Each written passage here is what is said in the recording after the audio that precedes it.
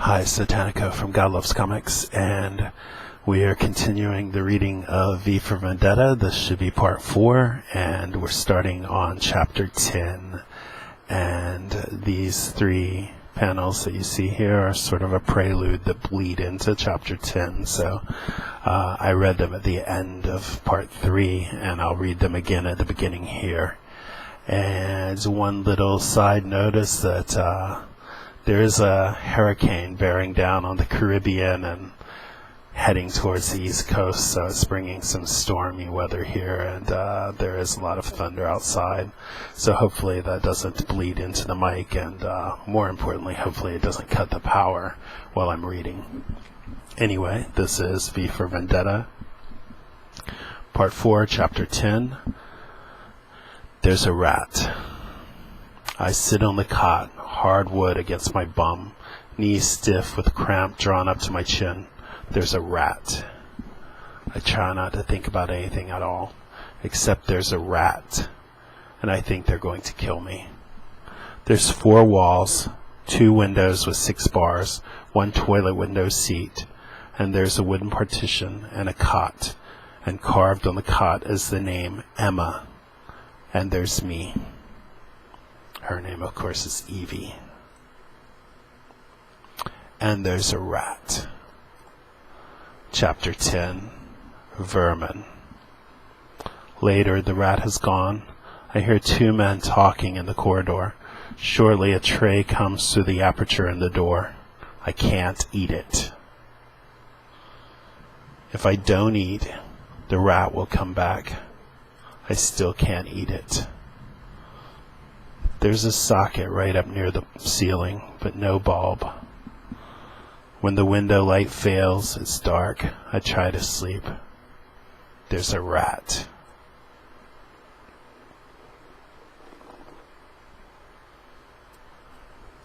Later, waking up, voices. She's asleep. Lazy little cow. Wakey, wakey, darling. Come on, you clapped out. Little pro, move it. Please do the necessary Rossiter. Sir. What? My God. So this scrawny specimen is the famous Miss Hammond? No, where am I?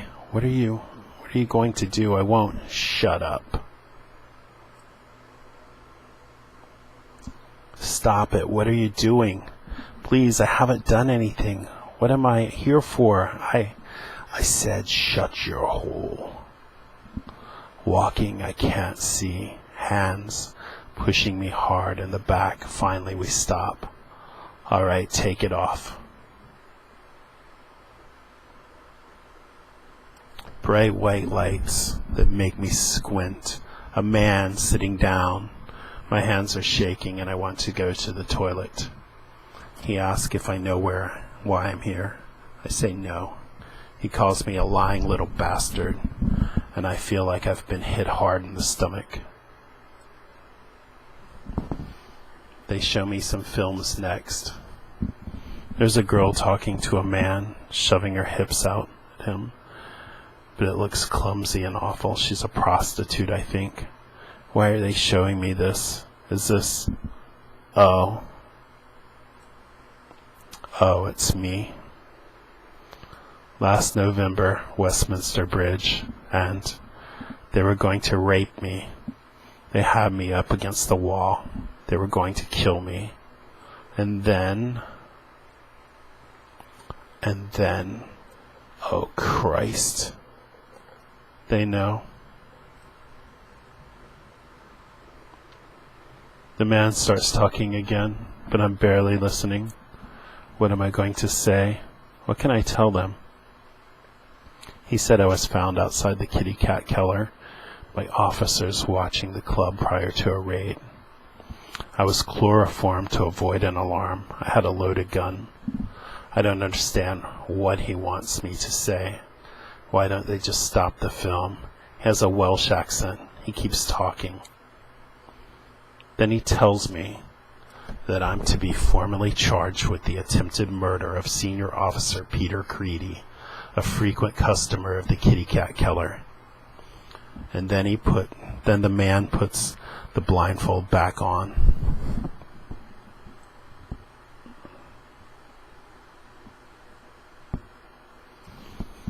Blind, stumbling, someone's hand on my wrist, tight enough to hurt.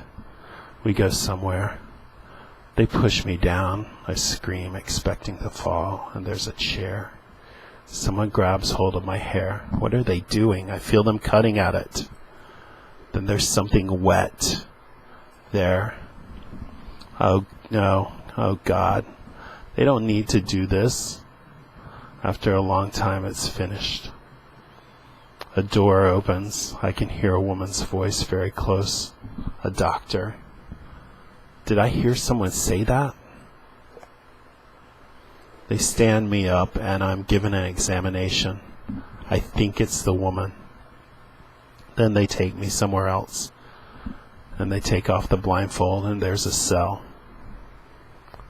And there's a rat.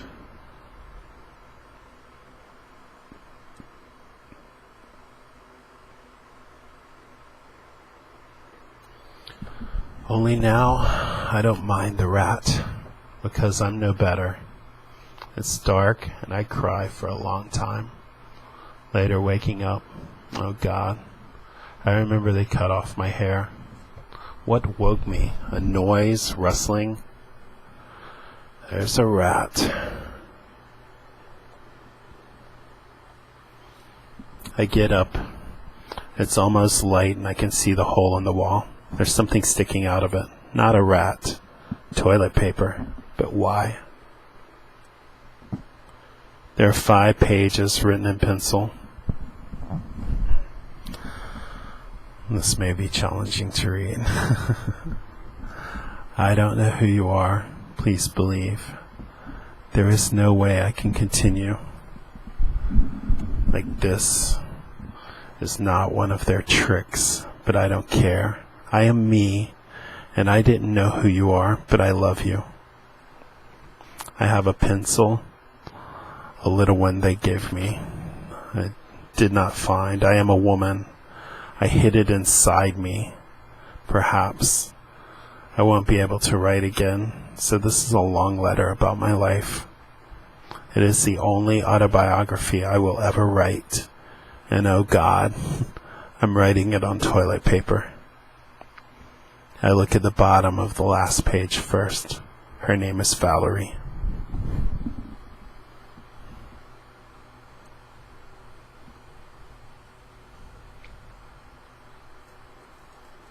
I know every inch of the cell. I know every pitted indentation in the rough plaster like I know my own body. I don't know where I am.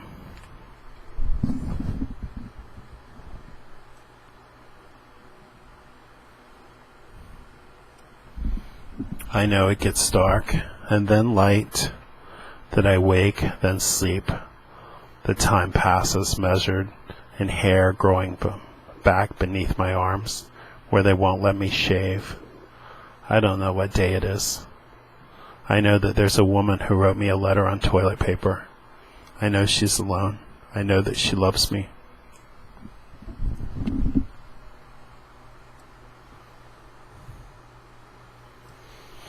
I don't know what she looks like. I read her letter. I hide it. I sleep. I wake. They question me. I cry. It gets dark. It gets light. I read her letter again, over and over. Her name's Valerie. Chapter 11. Valerie. As you can see, Evie's lost, obviously, a lot of weight. Her head shaved. Once again, there's sort of shades of Auschwitz or Dachau or any of the so-called German concentration camps, which of course is again references to the fascism that they're experiencing now.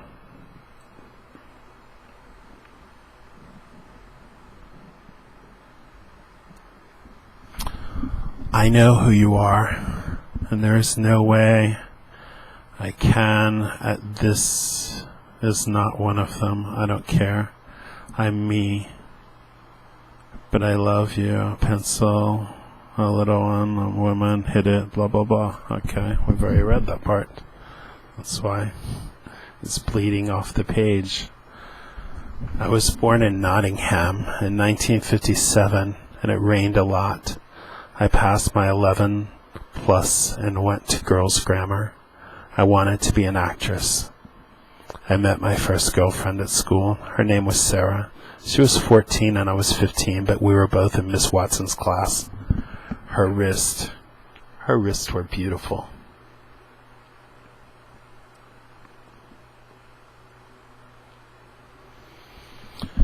I sat in biology class staring at the pickled rabbit fetus in the jar, listening while Mr. Hurd said it was an adolescent phase that people outgrew. Sarah did, I didn't. In 1976, I stopped pretending and took a girl called Christine home to meet my parents. A week later, I moved to London, enrolling drama college. My mother said I broke her heart.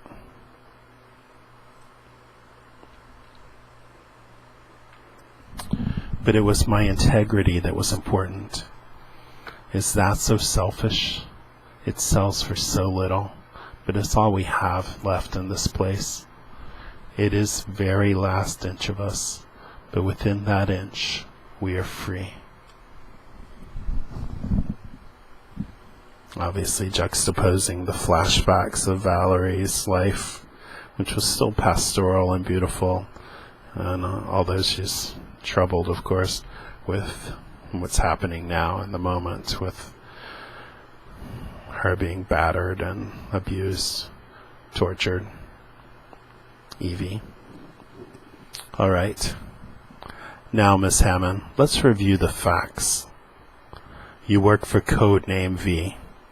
Codename V kills security officers. Peter Creedy is a security officer. He frequents the Kitty Cat Keller. You were there, found outside the establishment with a loaded gun. You were planning to murder Mr. Creedy under the orders of Codename V. Isn't that what happened, Miss Hammond? No, please, that isn't true. Oh dear, Rossiter? Sir? No way, please don't. Smash. London. I was happy in London.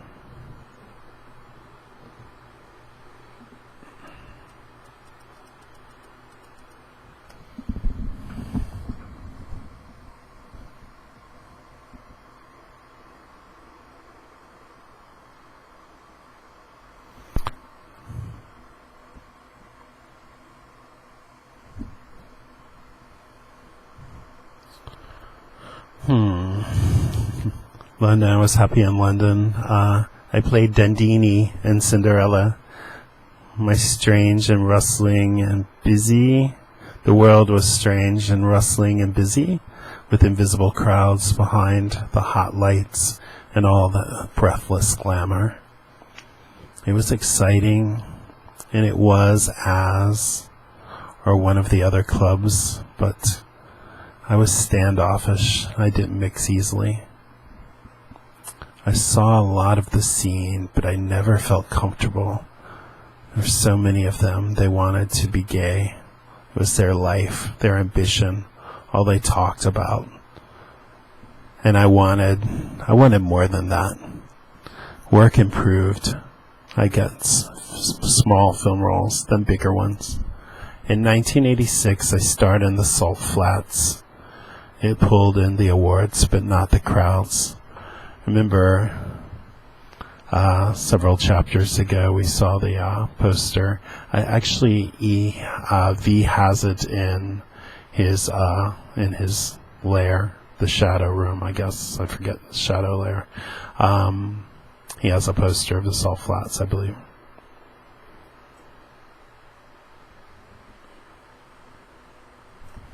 I met Ruth while working on that. We loved each other. We lived together, and on Valentine's Day she sent me roses, and oh God, we had so much. Those were the best 3 years of my life. In 1988, there was the war. And after that, there were no more roses. Not for anybody.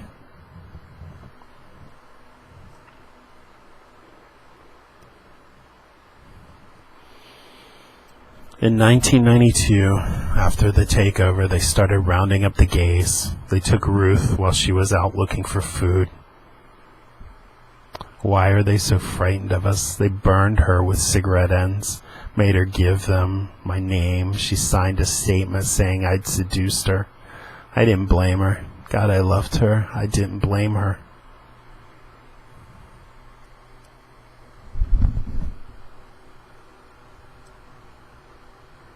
But she did. She killed herself in her cell. She couldn't live with betraying me, with giving up that last inch. Oh, Ruth. They came for me. They told me that all my films would be burned. They shaved off my hair. They held my head down a toilet bowl and told jokes about lesbians. They brought me here and gave me drugs. I can't feel my tongue anymore. I can't speak. The other gay woman here, Rita, she died 2 weeks ago. I imagine I'll die quite soon. It's so strange that my life should end in such a terrible place. But for 3 years I had roses, and I apologize to nobody. I shall die here. Every inch of me shall perish, except one. That metaphorical inch that she never gave up in terms of her dignity. An inch. It's small, and it's fragile, and it's the only thing in the world that's worth having. We must never lose it, or sell it, or give it away. We must never let them take it from us. I don't know who you are, or whether you're a man or woman. I may never see you. I will never hug you, or cry with you, or get drunk with you. But I love you. I hope that you escape this place. I hope that the world turns, and that things get better, and that one day people have roses again. I wish I could kiss you. Valerie. X. Or kisses.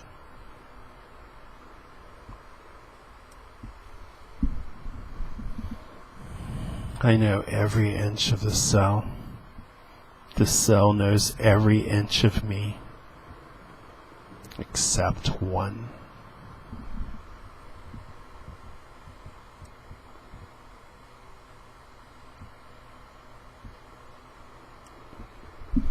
My name is Eve Hammond. On the 5th of November 1997, I was abducted by the terrorist known as Codename V, and then taken against my will to an unknown location. Once there, I was systematically brainwashed by means of drugs and torture, both physical and psychological. I was frequently subjected to sexual abuse during this period. Eventually, I was terrorized into helping him commit murders. These included the unlawful killings of Mr. Roger Dascombe, Mr. Derek Almond, Dr. Delia Surridge, and the Reverend Anthony Lilliman, Bishop of Westminster. I also undertook the attempted murder of Peter Creedy. I, the undersigned, swear that the above statement is genuine. It is not signed by means of intimidation. We'd like you to sign that for us, Miss Hammond, where we've put the little cross. No.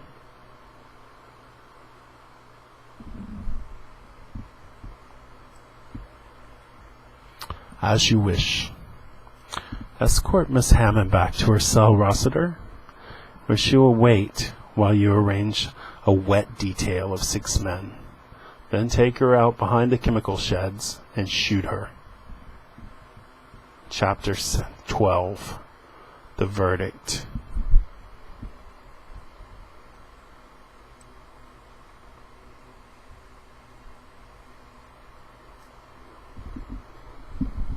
So again, she's still reading over Valerie's letter, comforting her. She's probably read it hundreds, if not thousands of times by now. It's time. Unless you want to change your mind, sign that statement. You could be out inside 3 years. Perhaps they'd find you a job with the finger. A lot of your sort get work with the finger. Thank you. I'd rather die behind the chemical sheds. And there's nothing left to threaten with, is there? You are free. Here comes a twist, I do believe. What?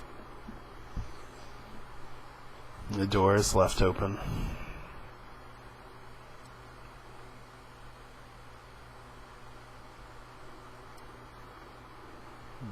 She sort of very tentatively walks towards it. Sort of when you lock up, see a abused animal that's been locked up for too long. Even if you leave the cage door open, it's very timid about finally exiting. Then when it gets to the wild, it bolts. And she looks like she's aged 100 years in a very short time.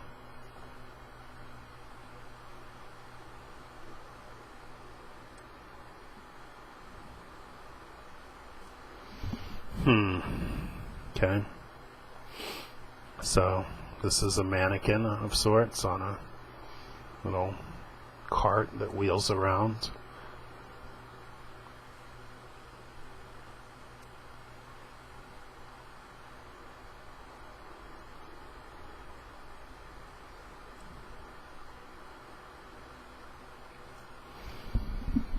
And more very lifelike mannequins. And David Lloyd's artwork tells the story extremely well.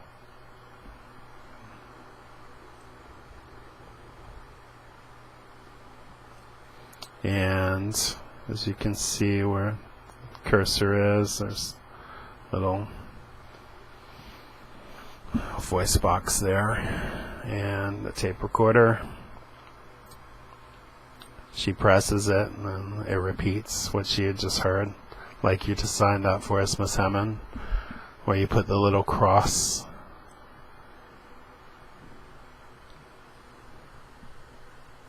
As you wish. Escort Miss Hammond back to her cell, Rossiter, where she will wait while you arrange a wet detail of 6 men.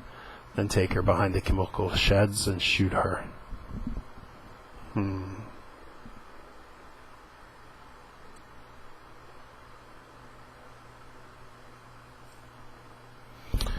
And we see that there was one live actor in this play, which there had to be one person who was walking around, wasn't just wheeling about. We can assume that she was hallucinating to some degree, delusional, and certainly not in a right state of mind, so some of this is believable, but the fact that you can pull all of this off seems a bit far-fetched. But she sees the uniform, she sees the gloves, it looks like V's wig, and she even sees the rat is in a cage.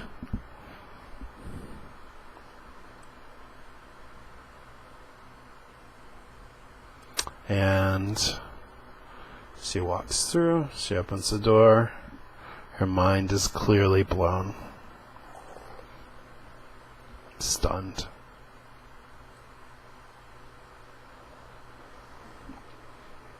And she's back in the shadow gallery, where all of V's contraband art hangs on the walls.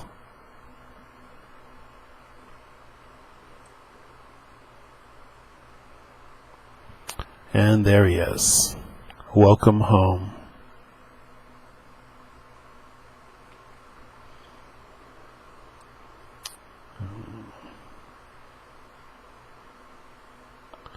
You did this to me? You did this to me? You did this to me? Oh God, oh God. You hit me and cut my hair off? It was you? It was just you all this time? You tortured me. Oh, you tortured me. Because I love you. Because I want to set you free. Chapter 13, Values. Well, that's a very hard lesson to learn and to teach, and of course V is a very psychologically damaged person, so his methodology is highly questionable. And maybe this is the most questionable of everything that he's done, because he's murdered very bad people. He's blown up emblems of fascism, but in this, there's a certain level of incredible cruelty, sadomasochism, and brutality, for someone who certainly didn't deserve it. And she's, remember, 15, and at the moment she looks like she's aged 100 years. Because set me free. Don't you realize what you did to me? You nearly drove me mad. If that's what it takes, Evie, I hate you because you just talk junk and you think you're so good that you don't have to make any sense. Nothing you say means anything. You say you love me, you don't, because you just frighten me and torture me for a joke. You say you want to set me free, and you put me in a prison. You were already in a prison. You've been in a prison all your life. Shut up. I don't want to hear it. I wasn't in a prison. I was happy. I was happy here until you threw me out.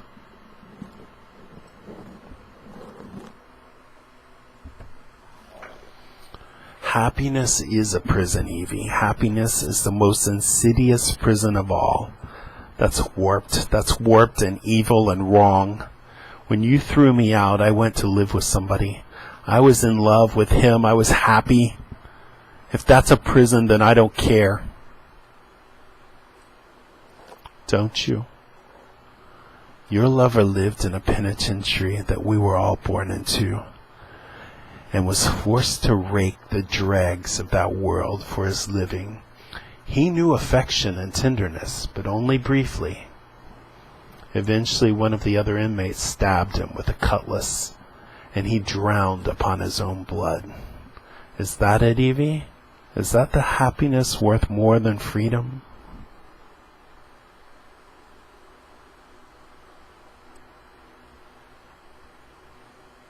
How did you know? How did you know what happened to Gordon?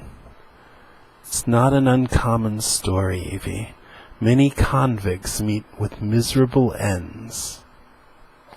Your mother, your father, your lover, one by one taken out behind the chemical sheds, metaphorically speaking, and shot. All convicts, hunched and deformed by the smallness of their cells, the weight of their chains, the unfairness of their sentences. I didn't put you in a prison, Evie. I just showed you the bars. You're wrong. It's just life, that's all. It's how life is. It's what we've got to put up with. It's all we've got. What gives you the right to decide it's not good enough? You are in a prison, Evie. You were born in a prison. You've been in a prison so long, you no longer believe there's a world outside. Shut up. You're mad. I don't want to hear it. That's because you're afraid, Evie. You're afraid because you can feel the freedom closing in upon you. You're afraid because freedom is terrifying. I can't feel anything. There's nothing to feel. Leave me alone. Don't back away from it, Evie. Part of you understands the truth, even as part of you pretends not to. Woman, this is the most important moment of your life. Don't run from it.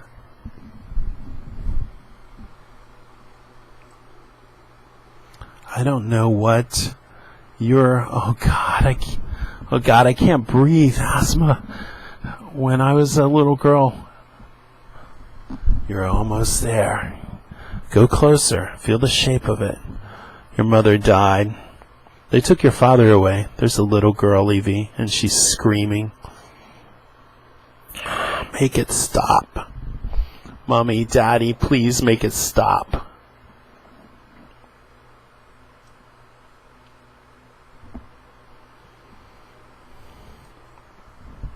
What are you going to do to me?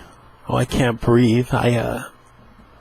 You were in a cell, Evie. They offered you a choice between the death of your principles and the death of your body. Oh, I can feel it.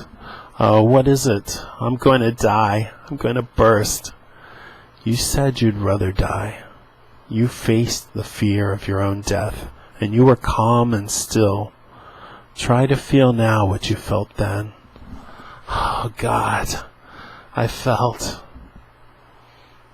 Oh, God, I'm so scared. I'm so cold. What's happening to me? I felt like an angel.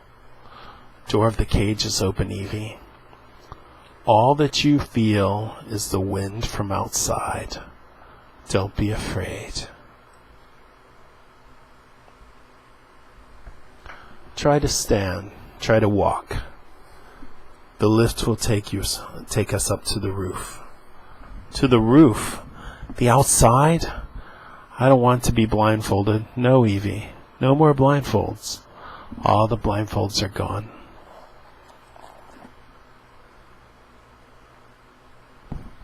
Oh, it's raining. It must be cold. Do you feel it? No?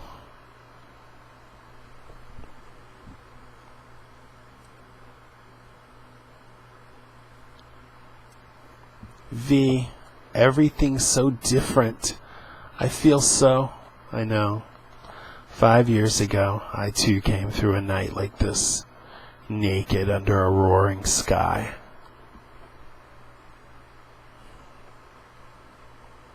Difference is he was bathed in fire and she is being pelted by rain.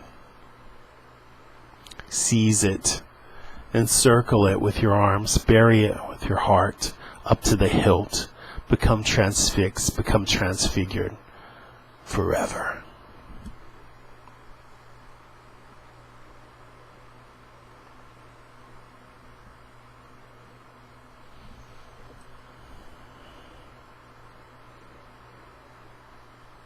He feels that there has to be an incredible transformation to get out from under the lifelong brainwashing of the system. And of course it takes very radical means to break that brainwash, that cult. September 3rd, 1998, The Nose. 6 months and not a peep. You think it's all over, Mr. Finch? Sorry, Dominic. What did you say? I said, do you think it's all over? All over. Yes, I suppose it is. Wonderful books, these Kessler and Bronowski. You ought to read them sometime. He's actually holding the Guy Fawkes mask. Yes, perhaps I will. Look, Mr. Finch, maybe you should go home now. I can look after his shop. You've done enough already today. Cobblers. I haven't done a stroke since I came back from the East Coast, and you know it. You've been carrying me. Perhaps you're right, though. Perhaps I'll be getting along now. Oh, I picked up the supplies from the pharmacy. That gave me that chitty for. You gave me that chitty for. Phillips said you'd have to call by later to sign the poisons register. I said you would. Hope that's okay. That's fine. Good night, lad. Chapter 14, Vignettes. Shadow Gallery. Then he briskly frisked the torn remains for a fingerprint or crimson stains, and endeavors to ignore the chains that he walks into his knees. Fee.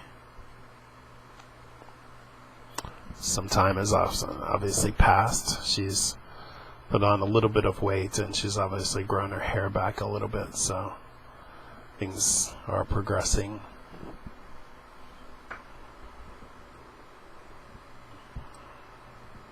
Thank you. Thank you for what you've done for me.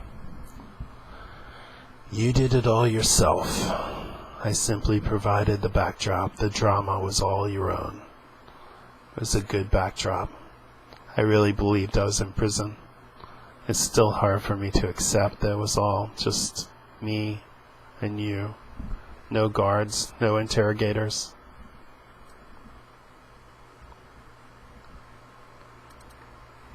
No Valerie. It's strange. I realize now that you must have composed this letter. Valerie's whole story, but it's so convincing. I believe in her without even seeing her. I almost loved her. She was never really there. I didn't write that letter. Please come with me.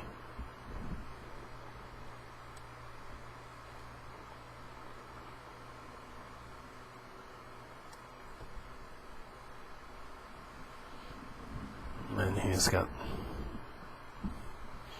basically a room full of Valerie. Valerie wrote the letter in her own hand while she lived. I delivered it to you as it was delivered to me. The words you wept over were those that transformed me 5 years earlier. Evie, she's beautiful. Who was she? She was the woman in room 4. Of course, he was in room 5. The kitty cat Keller, this is a transition, knocking on a door. That's number 4. Rosie, come on, we're on. Yes, yes, all right. I'll be there in a minute.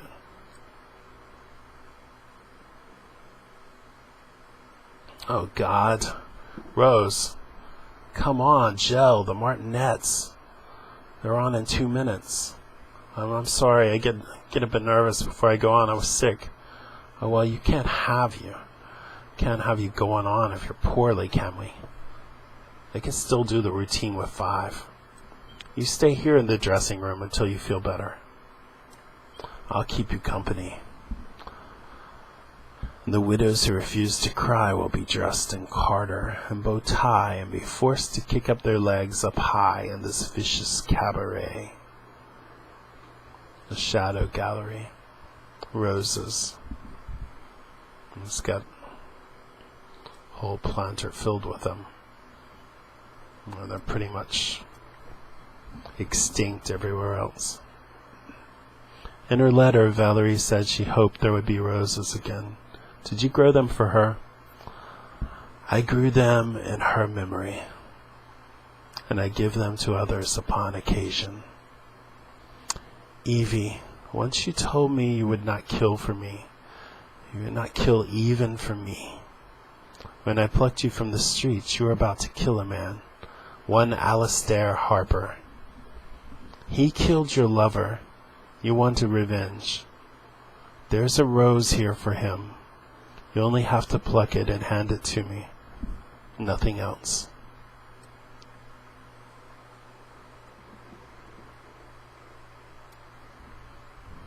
To pick a flower is not a large thing. It's easy, as it is irrevocable. Understand what is being offered here, and do as thou wilt. She fondles the stem of the rose and contemplates. And she leaves it. Let it grow. The head.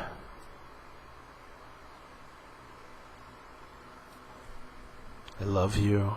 I love you. I love you. Ah. Leader. You called out. Are you alright? I didn't call out. I coughed. You may return to your work England prevails. Ooh. I slipped up there a bit. Sorry.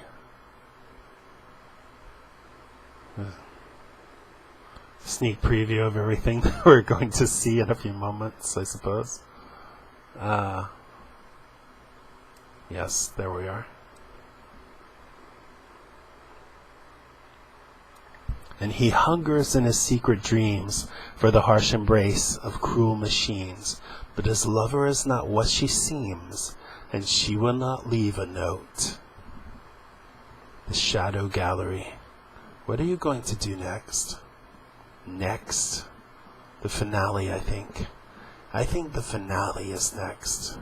Of course, as he's saying this, we have this sleazy manager, owner of the Kitty Cat Keller, who's, I guess, imposing himself on this poor girl, this poor lady. Will I be needed? Oh yes, you'll be needed, but not until the very end. That will be sooner than you think. You must prepare yourself. For what?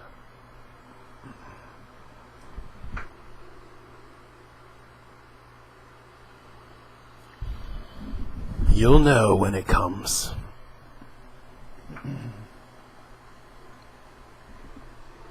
And you? Me? I'm going to give the world what Valerie wanted it to have. Roses. A great abundance of roses. When V gives you a rose, you're going to die. Shall we dance? But the backdrops peel, and the sets give way, and the cast get eaten by the play. There's a murderer at the matinee. There are dead men in the aisles, and the patrons and the actors too are uncertain if the show is through, and with sidelong looks await their cue. But the frozen mask just smiles.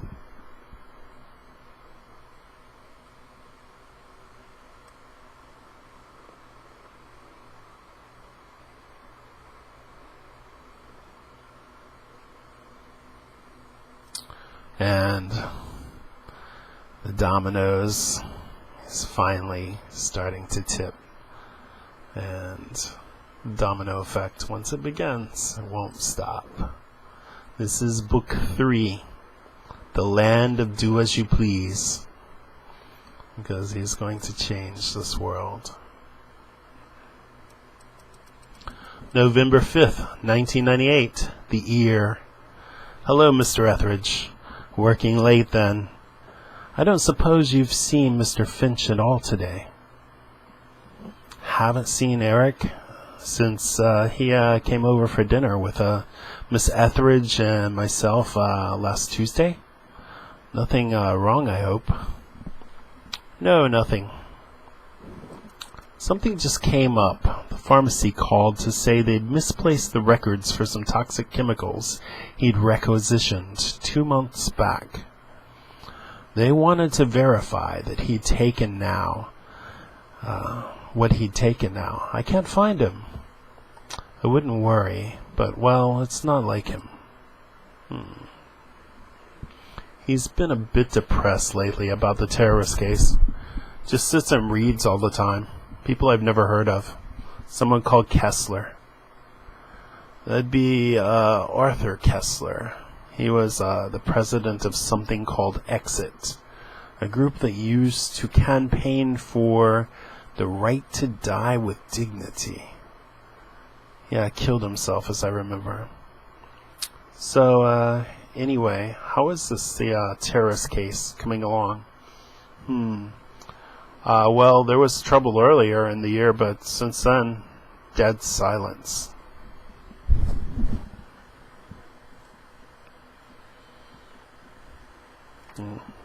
Book 3, The Land of Do As You Please, Prologue.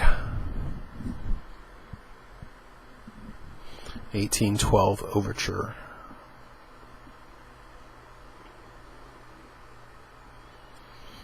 V. These are some things I moved out of my room. I don't need them anymore. Spring cleaning, Eve? In November? No, I just felt like throwing out everything that wasn't necessary. Do you ever feel like that? Oh, yes. All the time.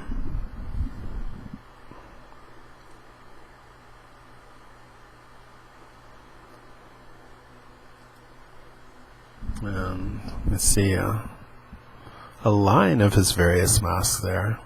He mostly wears the Guy Fawkes one, but occasionally he goes with something a little bit more extreme. V, yes. Something's going on, isn't it? You're going to do something. Don't worry, Eve. You know what they say. It'll all be over by Christmas. The ending is nearer than you think, and it is already written. All that we have left is to choose the correct moment to begin. Notice he also calls her Eve now. She's more of a woman. She's grown out of it. No longer Evie. And his music is primed and ready on the balcony as he overlooks the city of London. Beautiful. Fate. Massive fate, remote fate, uncaring fate. It is said there is no question that can be formulated that you cannot answer. Tell me this, then. Am I loved? Not feared, not respected, loved? You said, I love you. I saw you say it. Unless it was some fluke of the circuit, some trick of the eye. Unless I am going mad, please, please give me a sign. So he's a little unhinged himself. And love is not something he supposedly wanted because it derails his mission. But in the end, perhaps everyone, that's actually what they're seeking. And the conductor is beginning as the orchestra is tuned. And the explosions start to go off. Oh my God! You Finch's man? What happened here? We were just arriving when we heard the explosion, Mr. Hayer. Bomb. I was just coming out. Mr. Etheridge, sir, he was working late. Etheridge. What, is he hurt? He's dead, sir. Oh God, going to be sick. Conrad, what's going on? You just ran off and left me. There's been a bomb in the tower. The eye and the ear are both crippled. I've got to get in touch with the leader straight away. Half London heard that bang. The mouth will have to issue a statement. Another scheduled demolition? Who's going to believe it after the Houses of Parliament and the Old Bailey? What can they possibly say? I don't know. Anything. At a time like this, anything's better than silence.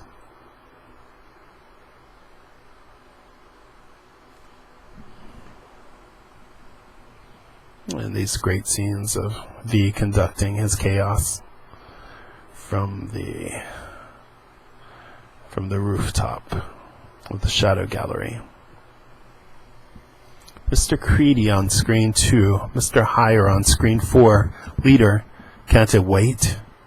I'm sorry, Leader, nothing. Put Creedy on. Have Heyer hold for a moment. Leader, it's Jordan Tower. He's blown it up. And the old post office tower as well. The eye and the ear are out of action. Blind and deaf, unable to speak. Get mobile transmitters out on the streets at once. There must be no panic, even if we cannot immediately broadcast our reassurances to the people. That's just it, Leader. We can't broadcast immediately, but somebody else already is. Listen to this. Good evening, London. This is the voice of fate.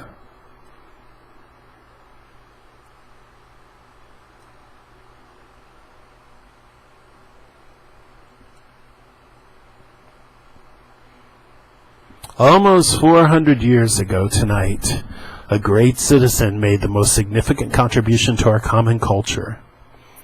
It was a contribution forged in stealth and silence and secrecy, although it is best remembered in noise and bright light.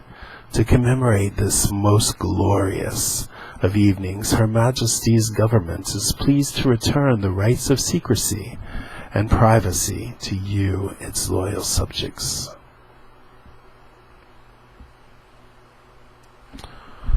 For 3 days your movements will not be watched, your conversations will not be listened to, and do what thou wilt shall be the whole of the law.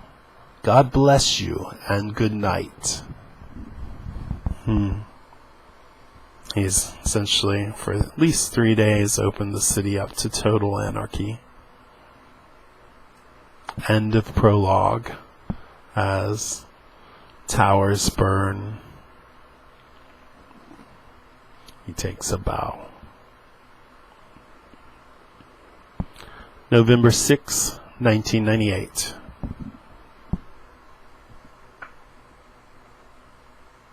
Monitors sabotaged. Stay at home. That's the warning sign. These are the television monitors that are for once not on, at least for 3 days. And everyone's actually free, but will they even know what to do with their freedom? No telly? What, and no radio either? Well, that's bloody marvelous. Here's me paying license money and airing about. He said he bombed the GPO tower as well. Does that mean they can't? Bullocks. Bullocks.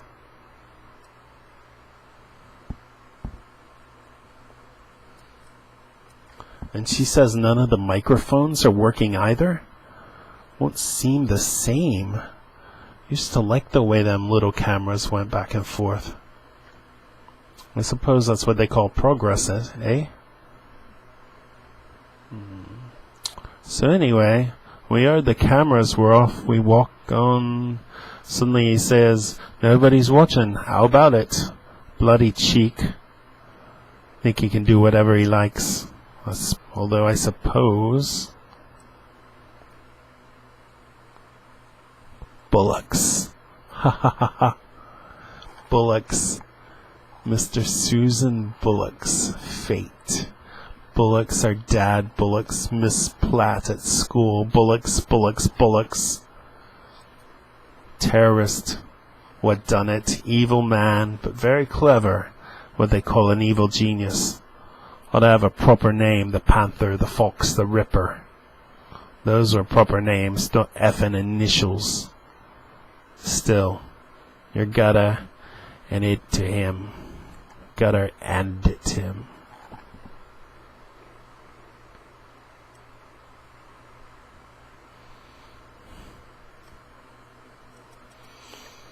And with all the surveillance down, this little girl is actually spraying some Bullock's graffiti on the walls and sidewalks, which is something that would probably get her in a very large amount of trouble on any other time of day. He's taken it. He's taken away the voice of fate. How shall I fill the gap it leaves? How shall my country fill the silence?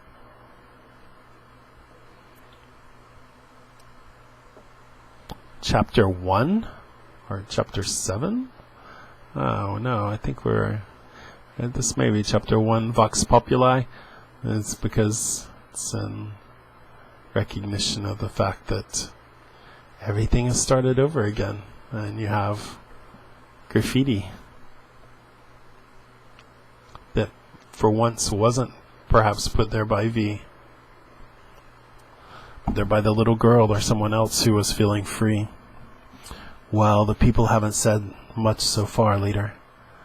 Things are quiet, although it's early. Yet some reinforcements might be a good idea, just in case. My problem is with Bunny. Mr. Etheridge being buried immediately. Some of the officers have requested funeral leave. I don't like granting it, situation being what it is, but it'll obviously upset Mr. Etheridge. Miss Etheridge. Nobody turning up. The other problem's Mr. Finch. He's been acting funny, absent for 2 days, no criticism intended. but perhaps directing the nose is a job. I love you. For a younger man, and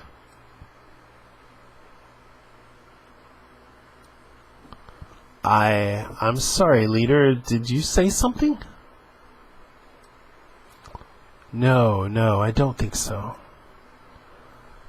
Send Miss Etheridge some flowers with my apologies. Cancel all police leave and double the manpower on the streets. And yes, and looters are to be shot. That will be all, Mr. Creedy. England prevails. The leader himself has been greatly destabilized by this I love you message, and every now and then he breaks into it, and then he tries to get back on track with his usual fascist, soul-crushing.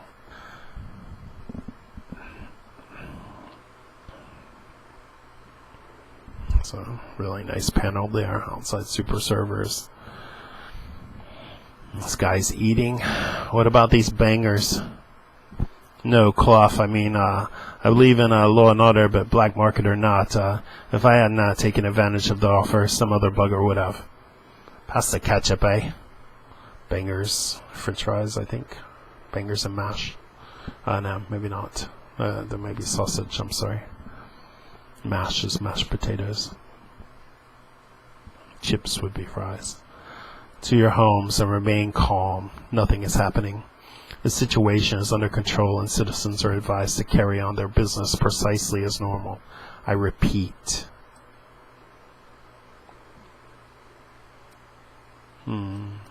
Windows smashed. The guys hanging outside are gone. Hello, I'd like to buy a gun. Oh, yeah.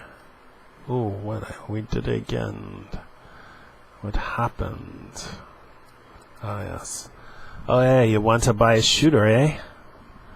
Well, I'm sure. Don't know why you're asking me. I'm out for a bivvy, you know. I'm not into the gangster shite.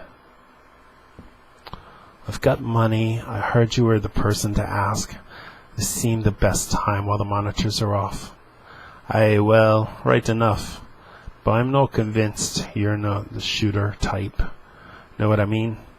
Where you wantin' shot? Nobody. I just want protection. Things are so threatening lately.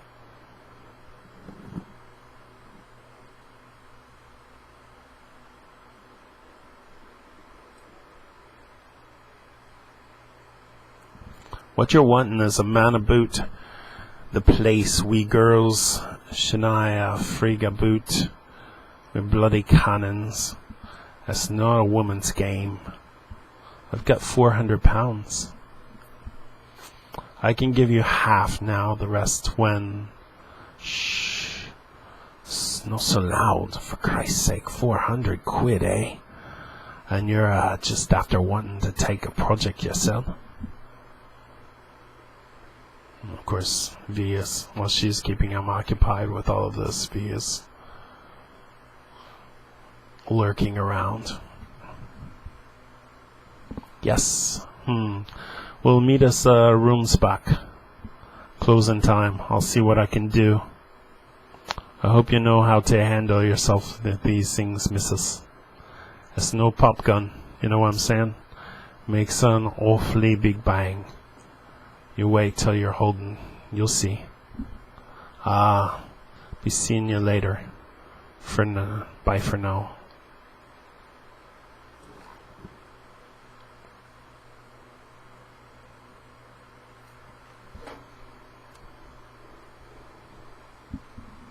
Bang.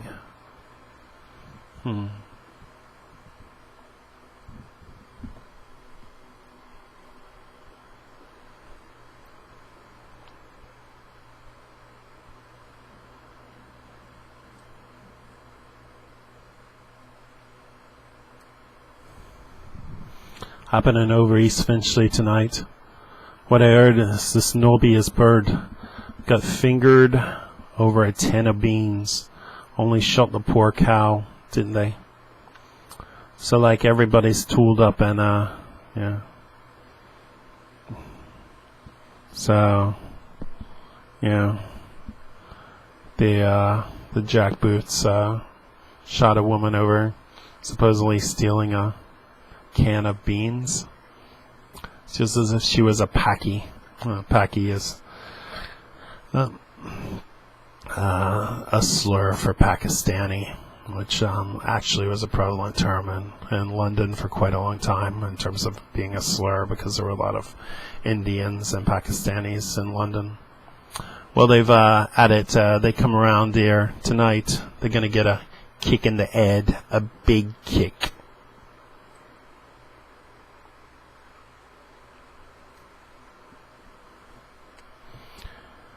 It does not do to rely too much on the silent majorities. Evie. Back to Evie. For silence is a fragile thing. One loud noise and it's gone. And he certainly made a loud noise. The people are so cowed, disorganized, a few might take the opportunity to protest, but it'll just be a voice crying in the wilderness.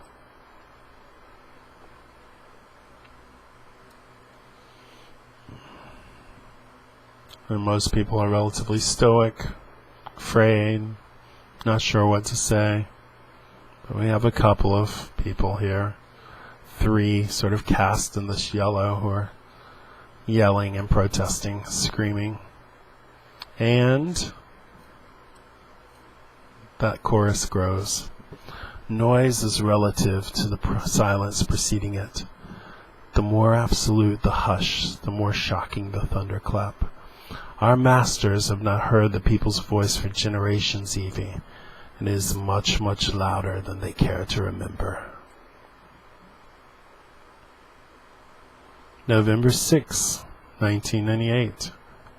Finger wagon, Victor Charlie Niner, request assistance, Crouch End. Can't follow them into Brixton.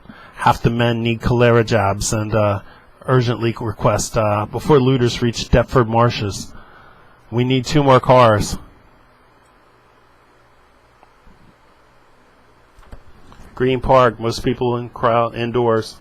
But the crowd forming in the Kings Road area. Send agency, all cars in Tottenham area. CK's sake, get us some backup here. What's that?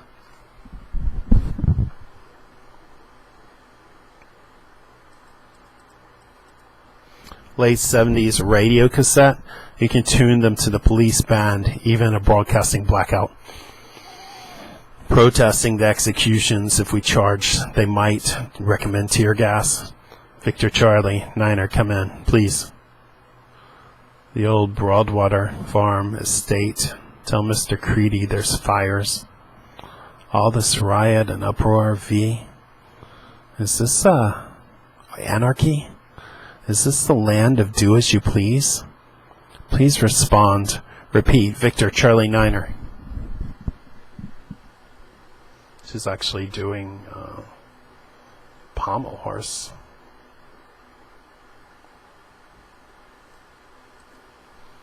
No, this is only the land of take what you want anarchy. Means without leaders, not without order.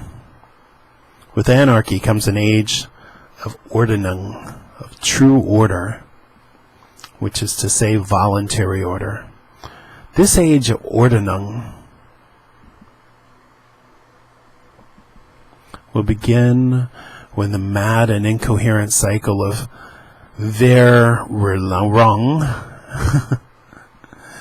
that these bulletins reveal has run its course. This is not anarchy, Eve. This is chaos.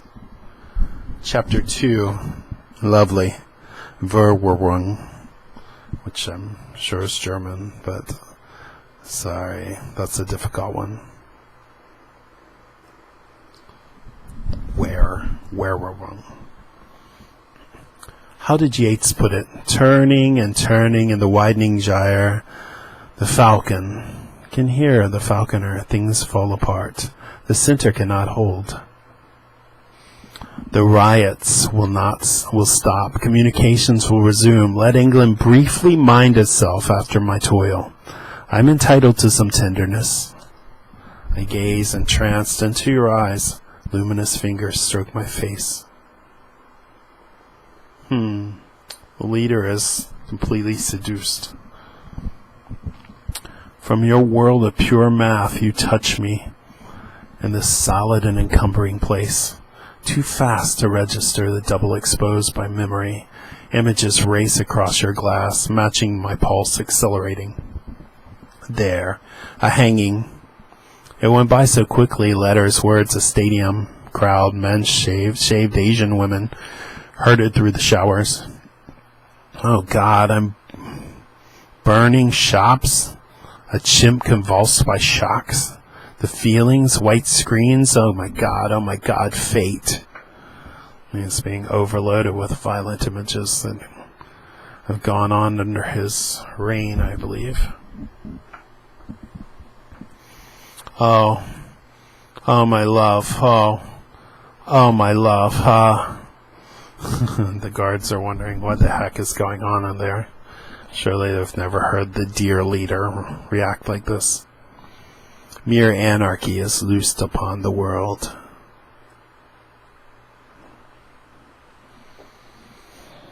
Involuntary order breeds dissatisfaction. Mother of disorder, parent of the guillotine, authoritarian societies are like the formation skating, intricate, mechanically precise, and above all precarious beneath civilization's fragile crust. Cold chaos churns, and there are places where the ice is treacherously thin. People are going completely wild.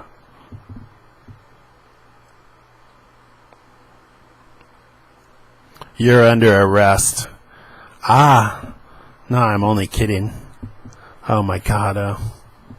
Look, I've got the money. Did you get the thing like I asked to defend myself with?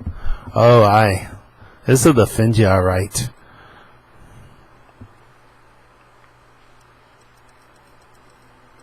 This'll defend somebody's innards into the gutter. I'd advise you to get it quick. Get it home quick. If you're searched, never seen you in my life. No, I understand. I'll take it straight home. Thank you very much. Thank you. You're welcome.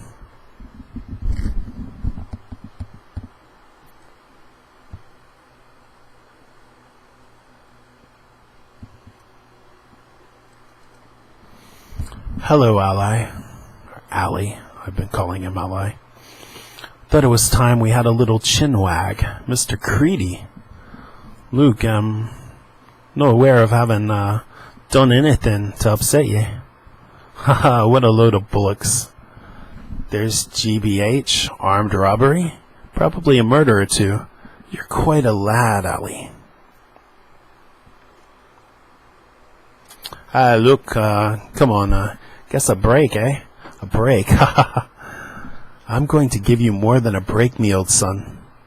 I'm going to give you a job. It's these riots, Ally. The fingers stretched a bit thin at the present, and I've been authorized to hire some extra muscle. Just find me a few dozen hard cases, looking for night work, cash in hand. There'll be a commission for you, obviously. Think you can do that? Aye, well, great stuff, Ally. Great stuff. Welcome to the side of law and order. Authority, when first detecting chaos at its heels, will entertain the vilest schemes to save its orderly facade. But always order without justice, without love or liberty, which cannot long postpone their world's descent into pandemonium. Authority allows two roles, the torturer and the tortured, twist people into joyless mannequins that fear and hate, while culture plunges into the abyss. Authority deforms the rearing of their children, makes a cockfight of their love. All right, Conrad. That's enough. Give me a towel. When did the leader authorize Creedy to recruit a goon squad? Late this afternoon. Do you want your robe, Helen? Doesn't Susan realize that Creedy's only waiting for him to crack completely before moving in with his private army and staging a coup? Susan is the leader. The leader may just be under strain, bawls Conrad. His mind's disintegrating. When it goes, I want you in the number 1 seat, and not that secondary school like Creedy. I suppose I shall have everything as usual. You know, you're quite a successful young man, comrade. If your success wasn't entirely due to my efforts, I might even fancy you.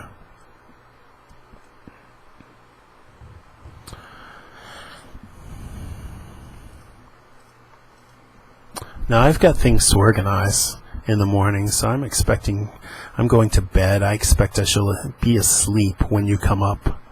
You won't be needing the light on in here, will you? She turns the light off. Authorities collapse. Sends cracks through the bedroom, boardroom, church, and school alike. All is misrule. Equality and freedom are not luxuries to lightly cast aside. Without them, order cannot long endure before approaching depths beyond imagining. Fee, wait a minute. We haven't been down here before. Where are we going? Do you have something hidden down here, Fee? Fee, answer me. Hello, this is London, 648-2732. Eric Finch speaking. It's answering machine. And I suspect the worst has happened to Eric Finch. I'm not in at the moment, but if you leave your name and number after the tone, I'll get back to you. Hello? Hello? This is Dominic again. Listen, just please get in touch, please. There's problems with Mr. Susan and Mr. Creedy. I can't say much on the phone. It's all coming to bits, Mr. Finch. I don't know what I should do. Well, I suppose that's all. Goodbye. Take care. Registered poison is an offense to break things without authority. Something like that. Fee. Come on, Fee. I'm waiting for an answer. Where? This is my secret love nest, Eve. I'm taking you to meet my mistress. Your what? It is a tangled and unhappy tale of hearts betrayed and loyalties misplaced. It was not that I strayed. My love was justice, and infatuated with her truth and loveliness, I worshipped her. Until behind my back she took up with a man who violated and abused her, someone fierce and brutal with burned children on his breath. He changed her. He acquired a taste for leather, chains, and whips. Or she did. The justice that I loved was gone. Who had such kindly eyes, who took such small and careful steps, transformed. She glared through the narrow slits and ground good men beneath her vicious heel. Imagine when I learned of her affair, my anger and my shame to think how they'd made a mock of all that I loved. My justice and her bestial swain, cavorting in their blood-stained sheets. Still, all in love and war is fair. They say this being both, in turn, about is fair's play. Turnabout's fair play. Though I must bear a cuckold's horns, they're not a crown that I shall bear alone. You see, my rival, though inclined to roam, possessed at home a wife that he adored. He'll rue his promiscuity, the rogue who stole my only love. when he's informed how many years it is since I first bedded his.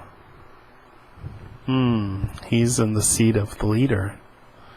Or he's in his own seat, which now controls the whole system. And that's how he's been able to drive the leader mad.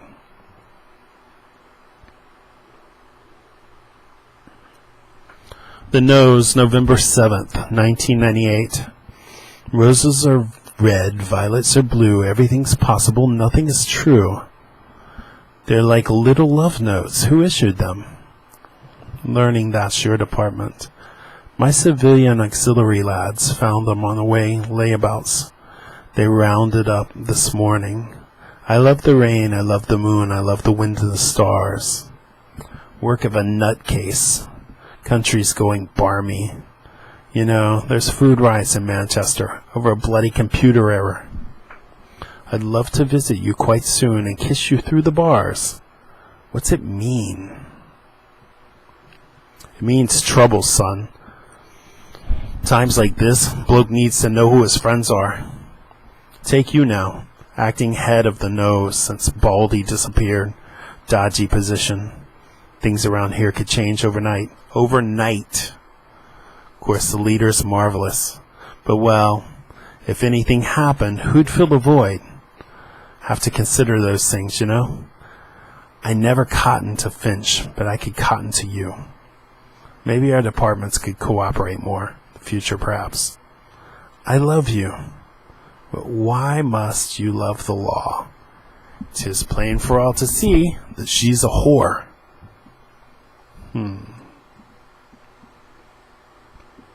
That virtuous persons have no need to woo. The villains screw, then studiously ignore. Quite funny that. Can you find your own way out? Chapter 3, Various Valentines. And we shall end here. I'm fairly certain that with about 80 pages left, the next will be the final segment. So that's the end of V for Vendetta, reading part 4. We end on pseudo chapter 3 of book 3. And we'll take up for the grand finale next time. So thanks for listening, and once again, we'll see you next time. Bye.